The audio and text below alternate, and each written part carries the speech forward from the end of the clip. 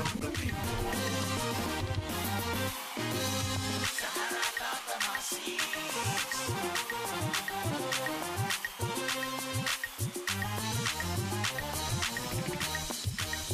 Sahara. Welcome back to Sahara TV. My name is Rudolph Okonkwo. Their press releases make news. Their press conferences are sources of fanciful political expressions. When they appear on TV, they send out verbal missiles across the political landscape. For the first time, they are coming face to face in a debate. As we await the debates of their presidential candidates, we have the honor of having on our show today the National Publicity Secretary of the People's Democratic Party, the PDP, Mr. Olisa Metuh, and the National Publicity Secretary of the All Progressive Congress, APC, Mr. Lai Mohammed. They are joining us via Skype to debate each other and to convince Nigerians that they and their respective candidates are the best for the country. Mr. Olisa Metuh, welcome to Sahara TV. Thank you very much, Rudolph. Mr. Lai Mohammed, welcome to Sahara TV. Thank you, Mr. Rudolph. Okay, gentlemen, let me start by laying down the rules for this debate. I will ask the questions, and you have a minute to answer unless I otherwise state. When necessary, I will give the other side a chance to respond. As we agreed, please, could we keep this debate on issues, no personal attacks, no interruptions, and no shouting. Thank you again for your cooperation. Now, my first question is for you, Mr. Metuh. In just 2 minutes, please make a case for President Jonathan's re-election. Well, our President Jonathan, is our flag bearer, is the presidential candidate of the People's Democratic Party. Our party is a national party. We cover all national interests. We fight, we protect and project the unity of this country, the stability of this country, and the president is running on a tripod of unity, stability, and prosperity. In the last 4 years, President Jonathan has been able to showcase his capacity and his capability to the entire country, despite the distractions of the insurgency and the security challenges that we have. He has been able to record a very remarkable number of achievements in this country. For the first time in the history of our country, we've seen a democracy that's delivered in all sectors of the economy. He has democratic credentials, which stand him out against any other person that has ruled this country. First and foremost, in a democracy, you must be able to protect the rights of the citizenry until the freedom. Due to our Freedom of Information Bill signed by the President, we are now aware of all the information and every single thing that has to do with our democracy. Nigerians now discuss corruption, they discuss the security challenges, they discuss every other thing. This is because of the character and of our president. Okay, in terms 30 of seconds left. In terms of infrastructure, he's been able... 30 seconds left, Mr. Metuh. Okay, in terms of infrastructure, he's been able to achieve a lot. In the transport industry and rail industry, in the education sector, he's been able to establish universities, projects in most of the places in the country. In airline industry, in all manners, in all sectors of the industry, he's been able to make remarkable achievement. One thing that we must be sure thank you, Metuh, thank you. We will get back to you. You have of the distractions. Our president has been able to achieve a lot. Thank you so much, Mr. Mohammed. In just 2 minutes, please tell Nigerians and the rest of the world why General Buhari is the right man for the country at this time. Thank you, sir. Just as there's a season for every prophet, so also each election will be defined by peculiar issues. Today, the challenges the country is facing are majorly in the area of insecurity, corruption, and the bad economy. And what we need today is a person who has a track record, who has integrity, who has the political will to face these challenges. as you know today, the economy today is so bad that as of this morning, the dollar was 210 naira to $1. On the area of insecurity, we are still looking for the cheaper girls. The insurgency is still raging in the northeastern part of Nigeria. Kidnapping is rampant, in other parts, so also is militancy. And in the area of corruption, this country has been racked by corruption, and this government has had no answer whatsoever. For instance, the president promised us that those who went away with a 2.4 trillion naira while the subsidies come will not get away free. Mr. Metuh, 30 seconds, please. More than 2 years later, nothing has been done. In the area of the economy, unemployment is still roaming the street, and that is why we need somebody who's done it before. And it's on record that General Buhari is one person who, when he says, I'm going to fight corruption, will be believed. He's a person with the background in the military who can actually also stop insecurity. That's why we believe he's the best candidate for this particular election. All right. Thank you so much, Mr. Mohammed. Okay. Yeah, all right. You have me right. Okay. All right. We are going to talk about issues, but that will wait for a few minutes more. I want now to come to you, Mr. Mohammed, again, and I want you to give me just in 1 minute, what are the two most dangerous things that could happen or will happen to Nigeria if President Jonathan is re-elected as president?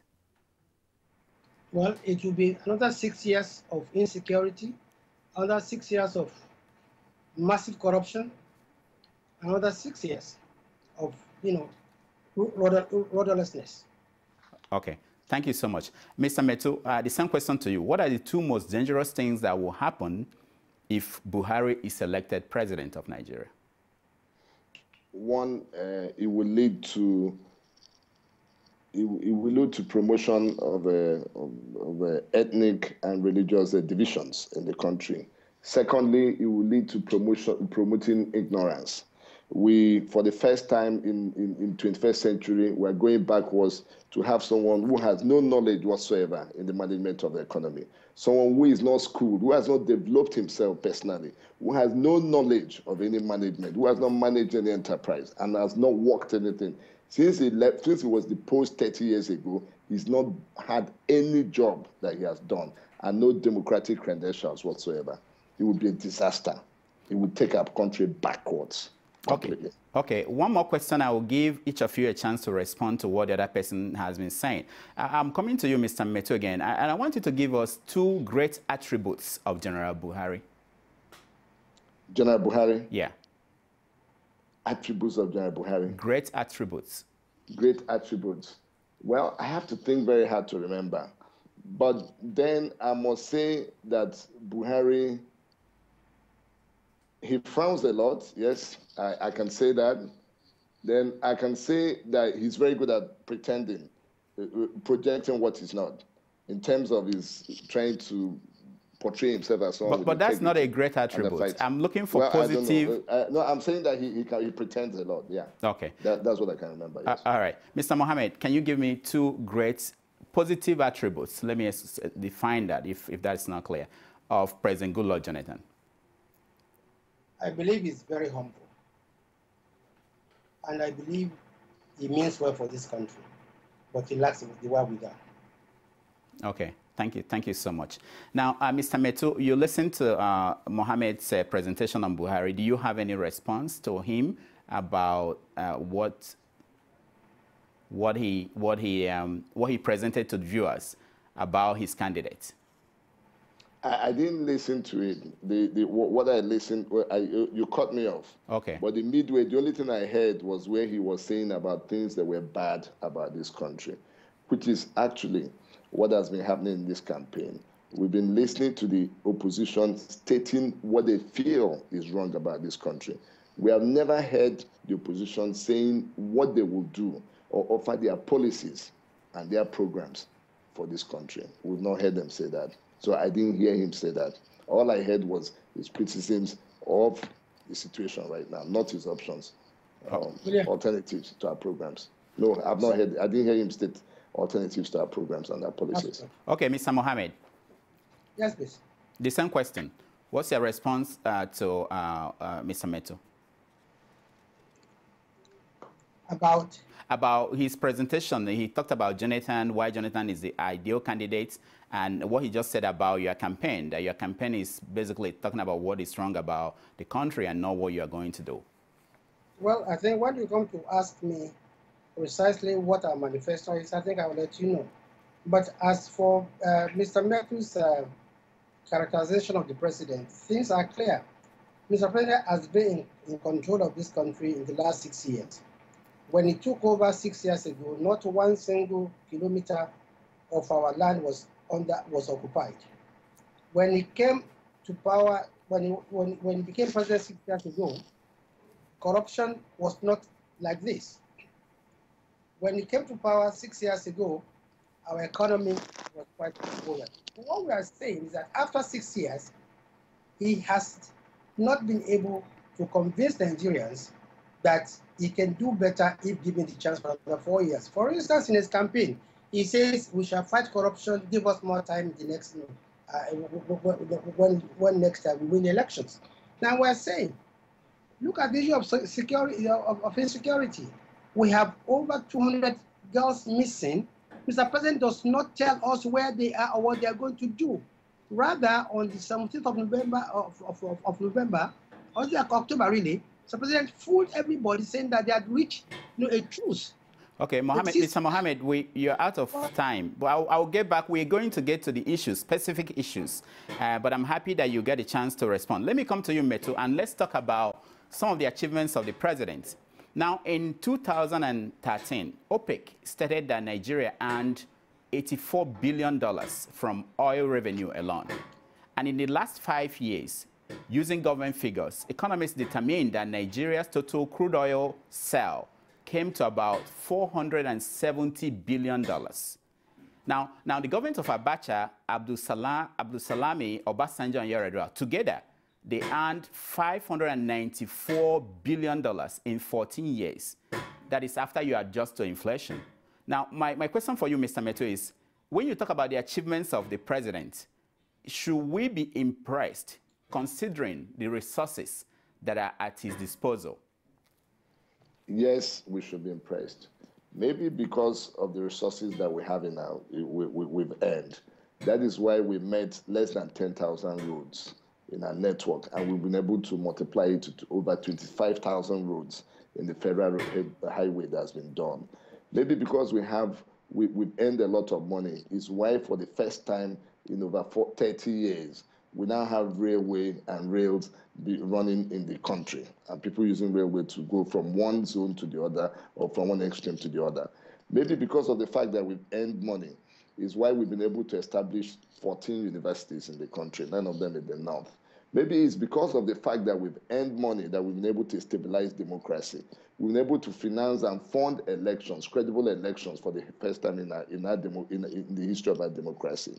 Maybe it's because of the fact that he has earned money that we've been able to promote and project the rights of the citizenry and other things that we've done in terms of agriculture, the revolution we witnessed in agriculture, in our health sector, the way that we've been able to stabilize the problem they have in Ebola. Maybe because of the fact that he has earned money is why, in spite of the enormous cost of the presidential system of government, this government, especially the last 4 years under Jonathan, has been able to record monumental achievements in all sectors of the country. Thank you so much. Thank you. Mr. Mohammed, part of the appeal of Buhari is that he will tackle corruption. Now, President Jonathan has said that tackling corruption is not about locking people up, and that he has no interest in telling the judiciary how to do their job. Being that we are in a democracy, how will Buhari get things done? The first thing Buhari will do under an APC government in tackling corruption is to bring about public sector reform and entrench a new code of conduct that will reward hard work, honesty, and punish dishonesty and punish laziness. Now, you see, it's not as if under Buhari, we are going to pick people from their offices and throw them to jail. No. It's the measures we are going to put in place that will actually make a difference between the way we are fighting corruption and the way they are fighting corruption. Again, under our government, we intend to strip every elected officer of the immunity so that it can be prosecuted if it's corrupt. We would give more funds to the court system, to the police system. We are going to ensure that we have a public complaints ombudsman. We will make sure that the Freedom of Information Act is implemented.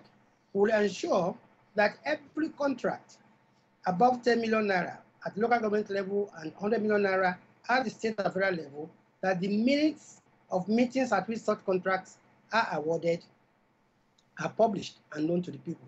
We would devolve more powers to both local governments and states because this is where the real democracy is. Okay, Mr. Mohammed, we intend to put in place. We're out of time. You will get back to chance to talk more about that. And let me come to you, Mr. Metuh, because this corruption issue is major, and the president said that if he's re-elected, he will do more.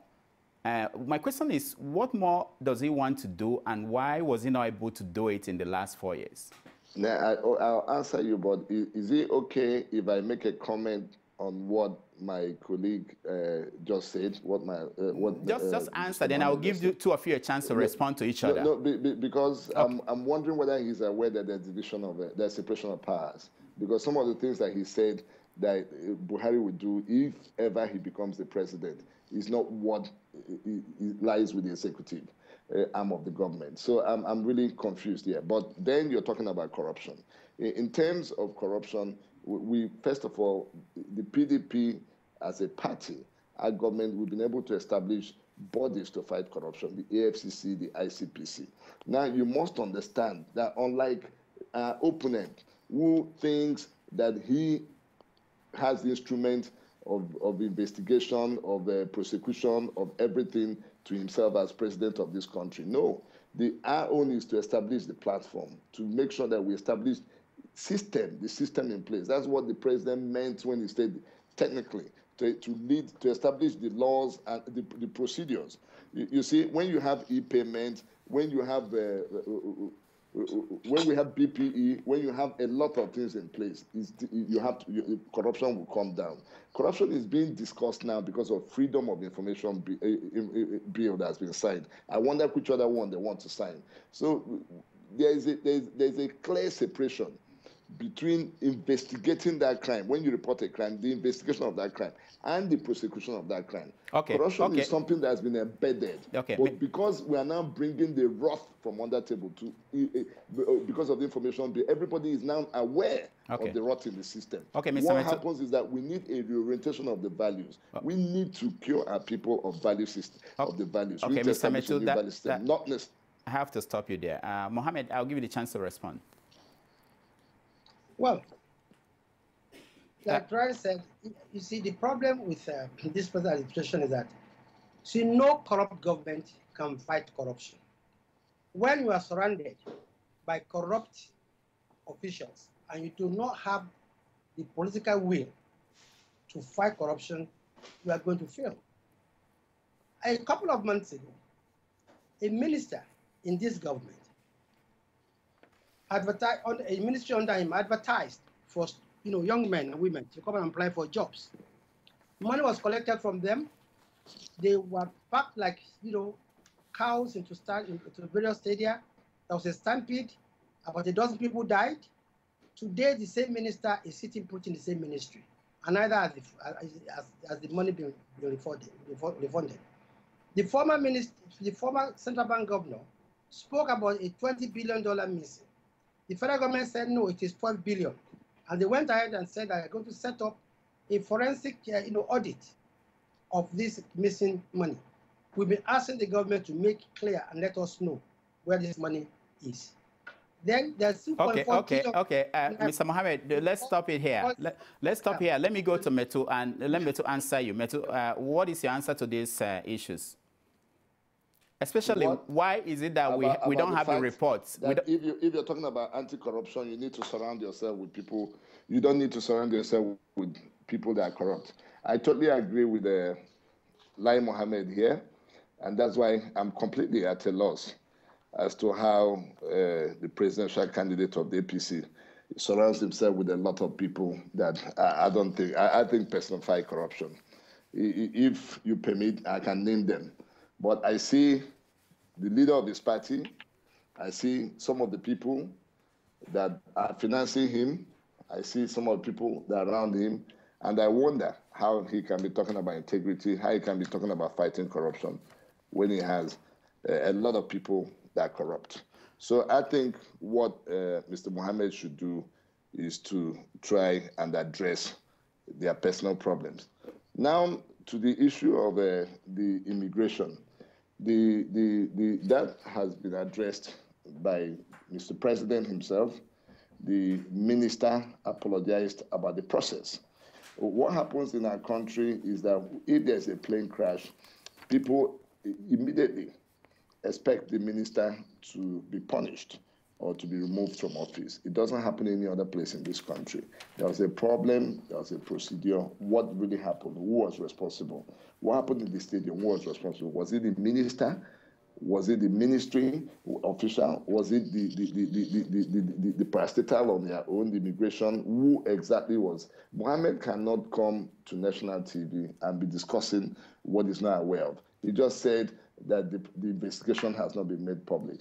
So I think that there is nobody, no Nigerian, no leader can condone something that has to do with the killings of the people. But at the same time, you cannot punish someone for what he didn't do. All right, and we all cannot right. punish someone you cannot punish an innocent person. All right, definitely. all right, Mr. Metuh, we have to take a break here. When we come back, we're going to talk about Boko Haram and how the candidates are going to deal with that. And also, Mr. Metuh, I hope you will think about it and give us an answer as to why we've not had any the result of the audit of the NNPC account and the missing money. So we'll go on break. That has been overflogged, and that has been answered a lot of times. I mean, the issue of from 20 billion, it came down to 5 billion, it came down to how many hundred million, and it's all stories and all propaganda. This issue has been overflogged. Okay. But before you talk about the Boko Haram, no, we're taking a break, Mr. Metuh. Mr. Metuh, we still discuss our candidates. Mr. Metuh, we're taking a break. When we come back, we do that, okay? We're taking a brief break, and when we come back, we discuss that. All right, thank you.